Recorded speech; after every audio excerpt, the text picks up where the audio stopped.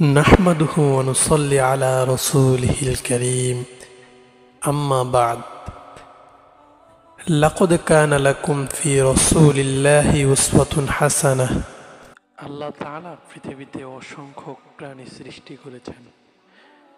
তার মধ্যে সবথেকে সেরা প্রাণী হচ্ছে মানুষ।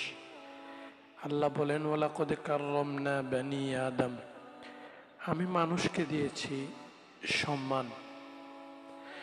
তবে আল্লাহ তাআলা মানুষকে বানিয়ে একেবারেই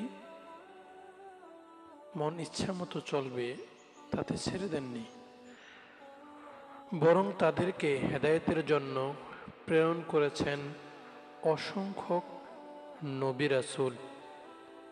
সর্বপ্রথম নবী হিসাবে প্রেরণ করেছেন সাইয়্যিদানা হযরত আদম আলাইহিস সালাতু ওয়াস সালাম। সর্বশেষ নবী হিসাবে প্রেরণ করেছেন পেয়ারা নবী সাইয়্যিদানা হযরত মুহাম্মদ মুস্তাফা সাল্লাল্লাহু আলাইহি ওয়াসাল্লাম। সম্মানিত দর্শক, আমরা ইনশাআল্লাহ রাসূল সাল্লাল্লাহু আলাইহি ওয়াসাল্লামের জীবন এবং তার সিরাহ নিয়ে আমরা আলোচনা করব। কেন আলোচনা করব?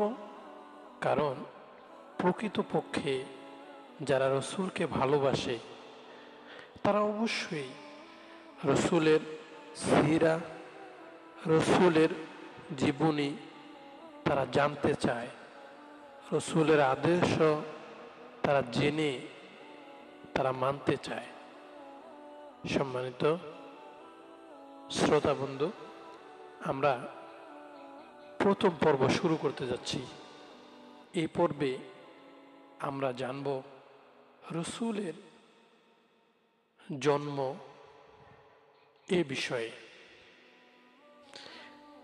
শুরু হতে যাচ্ছে।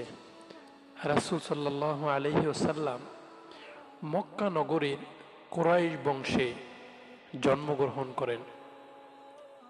প্রচলিত ধারণা মতে তিনি 570 খ্রিস্টাব্দে 29 আগস্ট কিংবা 12ই রবিউল আউয়াল তিনি জন্মগ্রহণ করেন।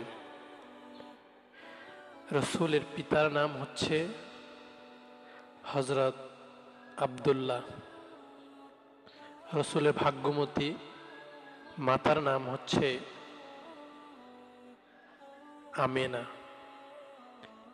রসুল মাতৃগর্ভে থাকাকালীন পিতাহারা হয়েছেন।